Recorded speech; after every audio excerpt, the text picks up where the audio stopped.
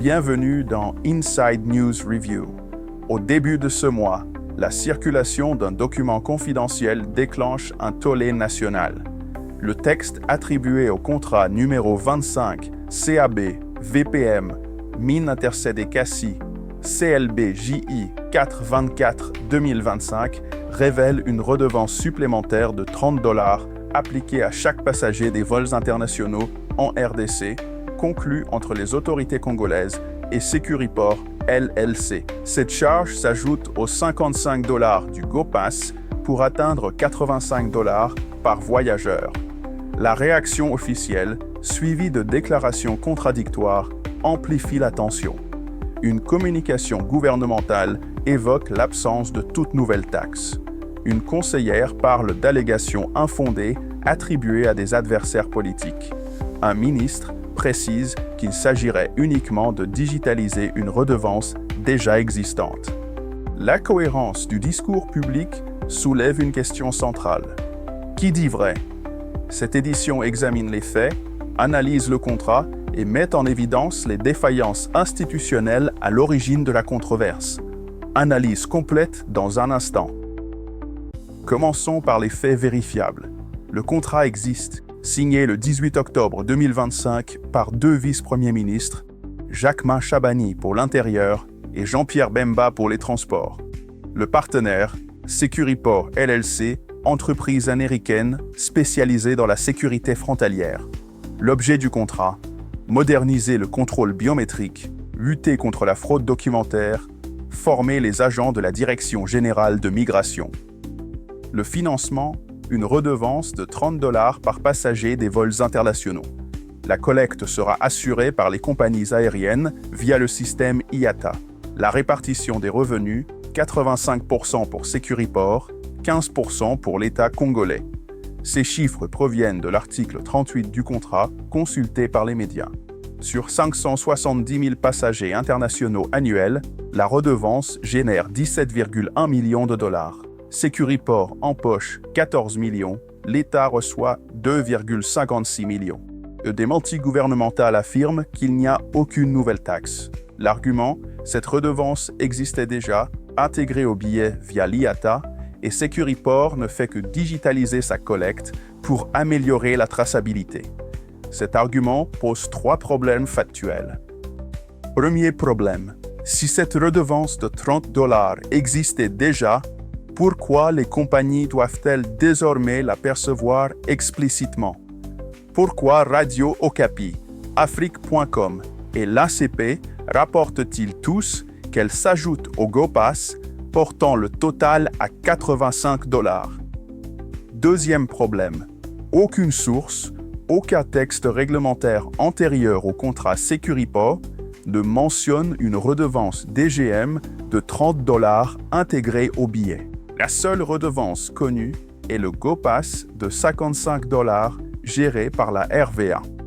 Troisième problème, la RVA, autorité aéroportuaire et collectrice du GoPass, déclare ne rien savoir de cette nouvelle redevance.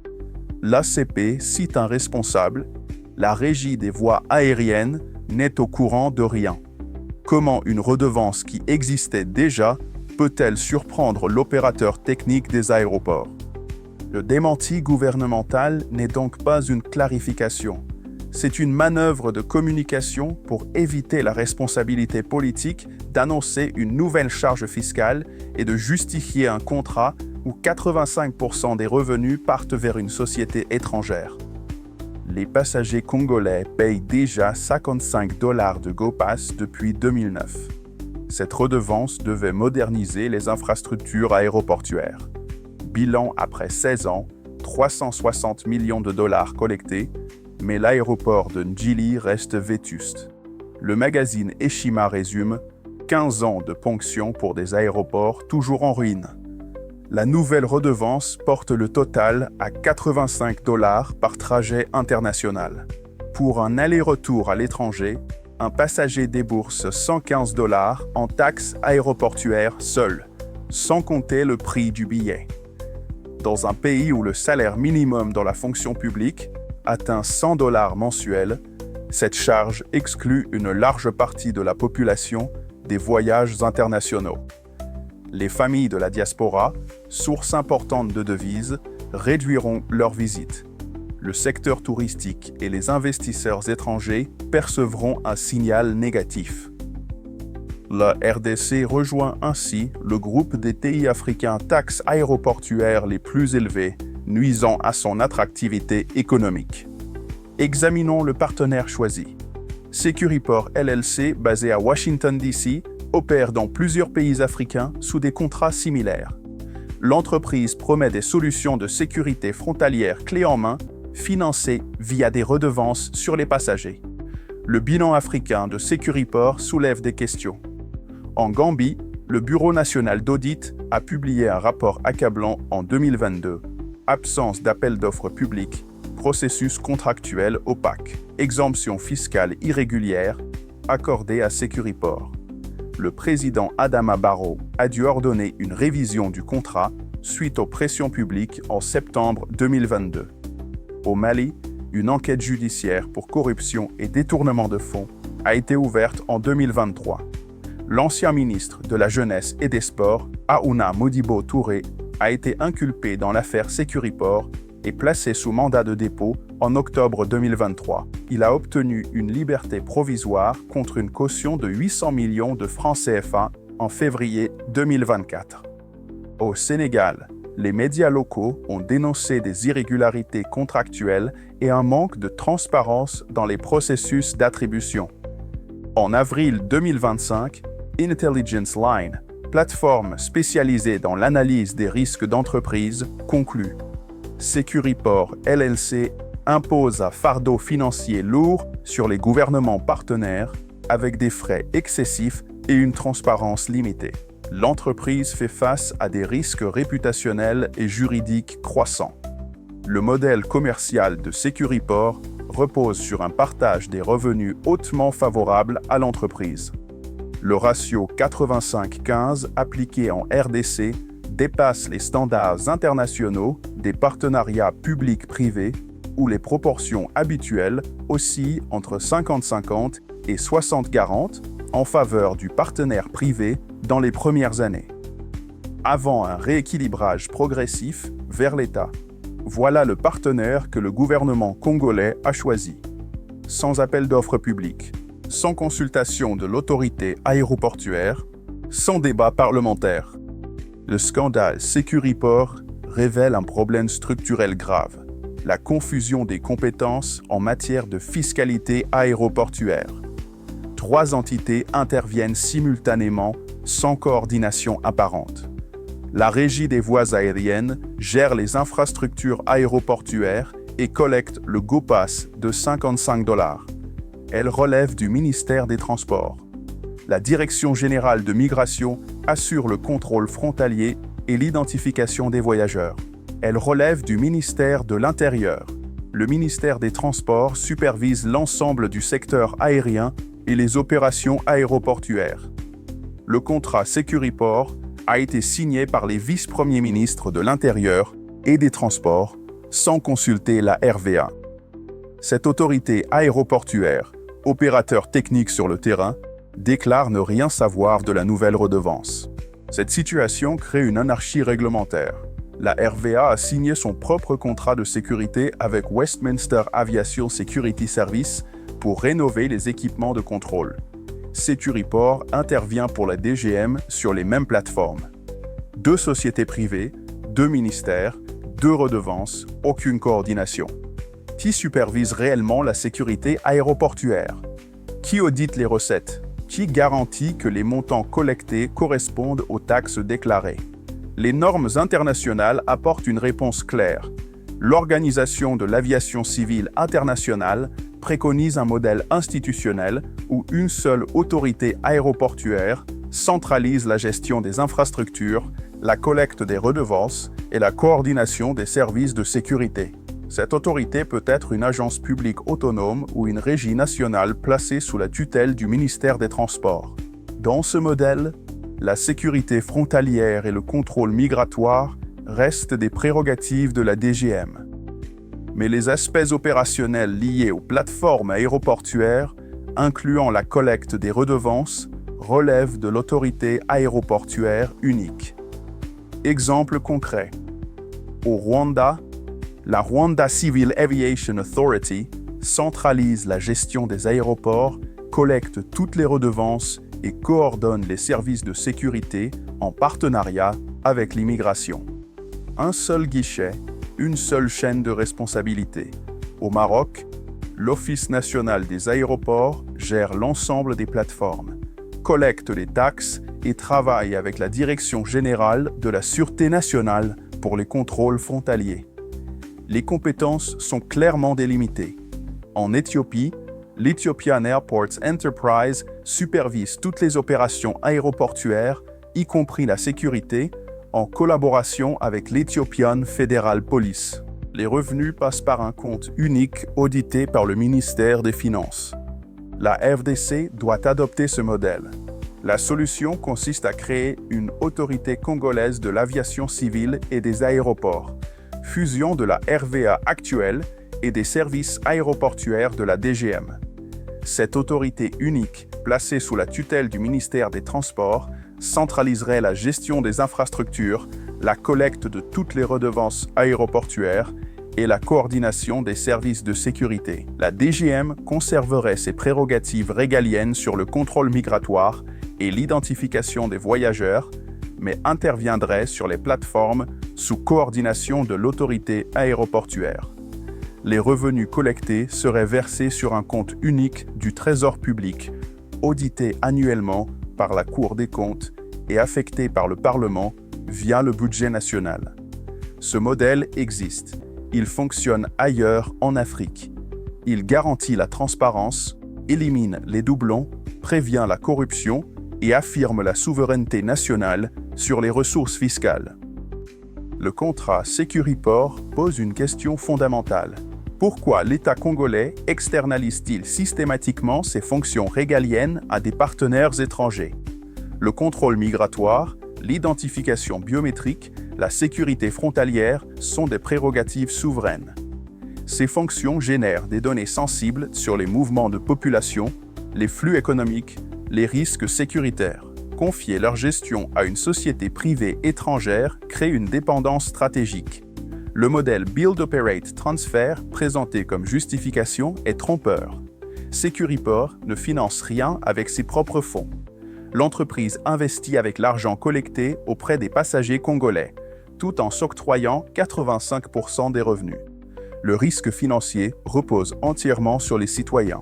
Securiport empoche 14,5 millions de dollars annuels, couvre ses coûts opérationnels et génère des profits sans investissement initial significatif. L'État congolais, lui, cède 85% d'une ressource fiscale nationale pour recevoir un service qu'il pourrait produire lui-même.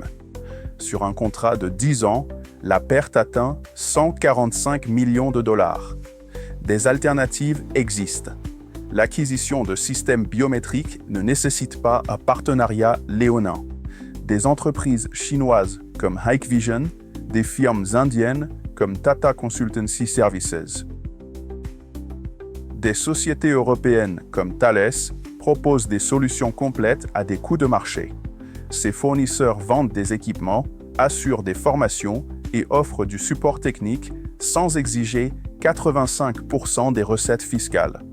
La formation des cadres congolais est réalisable. Un programme intensif de 18 à 24 mois permettrait de former des centaines de techniciens spécialisés en sécurité aéroportuaire et en systèmes biométriques. Cette formation pourrait être dispensée en partenariat avec l'Université de Kinshasa, l'Institut supérieur de techniques appliquées et des centres internationaux. La coopération internationale intelligente offre une troisième voie. Interpol gère le système I-24/7, plateforme mondiale de partage d'informations sur les personnes recherchées et les documents volés. La RDC pourrait intégrer ce système. Le coût, une contribution annuelle basée sur le PIB, nettement inférieure aux 14,5 millions versés à Securiport. Europol propose des programmes de formation en analyse criminelle et en gestion des frontières. Des centaines d'officiers africains en bénéficient gratuitement chaque année. L'Organisation de l'aviation civile internationale fournit des normes, organise des audits de sécurité et des missions d'assistance technique pour tous les États membres. En combinant ces ressources, la RDC pourrait construire un système souverain, efficace et conforme aux standards internationaux sans enrichir une entreprise étrangère controversée. 3 questions centrales demeurent sans réponse. Première question. Pourquoi un partage 85-15 ? Dans les partenariats équilibrés, les ratios habituels oscillent entre 50-50 et 60-40 en faveur du partenaire privé. Un partage 85-15 suggère une négociation défavorable ou une absence de négociation. Aucune justification économique n'a été fournie. Deuxième question. Où est l'appel d'offres ? Les contrats publics en RDC sont régis par des lois imposant la transparence et la concurrence. Le document circulant ne mentionne aucun processus compétitif. Pourquoi ces règles n'ont-elles pas été respectées ? Troisième question. Le Parlement a-t-il été consulté ? Selon la Constitution, certains contrats stratégiques nécessitent l'approbation parlementaire. Ce contrat a-t-il été soumis au vote ? Le silence du gouvernement alimente les soupçons. Face à ce dysfonctionnement, nous formulons 3 recommandations structurantes. Première recommandation, créer une autorité congolaise de l'aviation civile et des aéroports. Cette autorité unique, fusion de la RVA et des services aéroportuaires de la DGM, centraliserait la gestion des infrastructures, la collecte des redevances et la coordination de la sécurité. Le ministère des Transports assurerait la tutelle. La DGM conserverait ses prérogatives sur le contrôle migratoire, mais interviendrait sous coordination de cette autorité. Modèle éprouvé au Rwanda, au Maroc et en Éthiopie.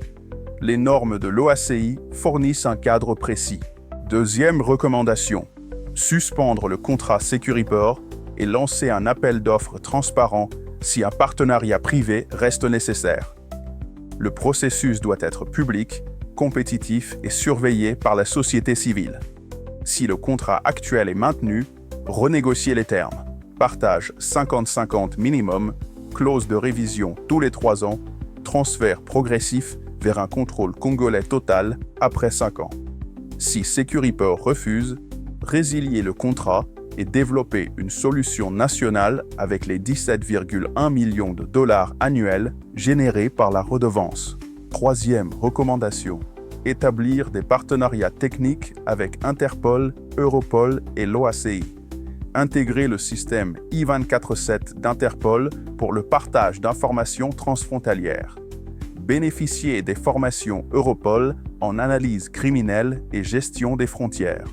Solliciter l'assistance technique de l'OACI pour les audits de sécurité. Ces ressources internationales offrent expertise et conformité aux standards sans céder le contrôle financier ni les données sensibles. Nous arrivons au terme de notre émission. Ce dossier dépasse la question fiscale. Il révèle un dysfonctionnement institutionnel profond, où 3 entités se disputent les compétences aéroportuaires sans coordination, où des contrats stratégiques sont signés en contournant les autorités techniques, où 85% d'une ressource fiscale nationale sont cédés à une société étrangère controversée. Le démenti gouvernemental n'est pas une clarification. C'est une manœuvre de communication pour masquer la création d'une nouvelle charge et justifier un contrat indéfendable. Le peuple congolais a raison de s'indigner. 85 $ de taxes pour voyager. 85% des revenus pour une entreprise américaine, 145 millions de dollars perdus sur 10 ans, alors que le pays a besoin de chaque dollar pour ses écoles, ses hôpitaux, ses routes. La solution existe. D'autres pays africains l'ont mise en œuvre.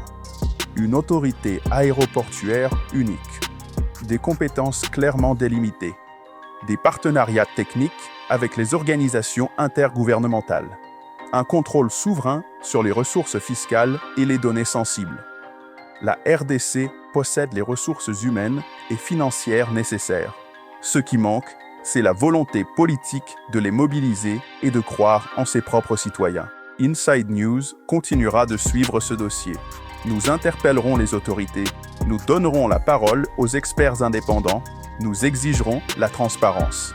Votre droit à l'information est sacré. Le peuple congolais mérite des réponses. Il mérite des comptes. Il mérite mieux que l'opacité et le mépris. C'était Inside News Review. Rendez-vous lors de la prochaine émission. D'ici là, chers compatriotes, bonne continuation. Restez branchés à Inside News pour des informations brèves, vérifiées et précises.